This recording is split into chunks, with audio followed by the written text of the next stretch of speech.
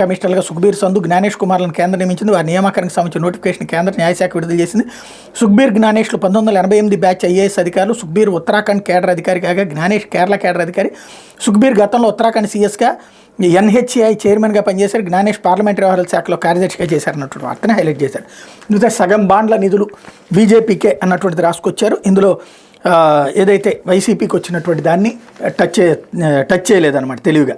లేకపోతే ట్రోలింగ్స్ వల్లే మనస్తాపంతో గీతాంజలి ఆత్మహత్య. గుంటూరు జిల్లా ఎస్పీ తుషార్ రూడి అసభ్య పదజాలంతో దూషిస్తుండడంతో తట్టుకోలేకపోయింది. ఈ ట్రోల్స్ని ఎలా తొలగించాలో స్నేహితులతో చర్చించింది.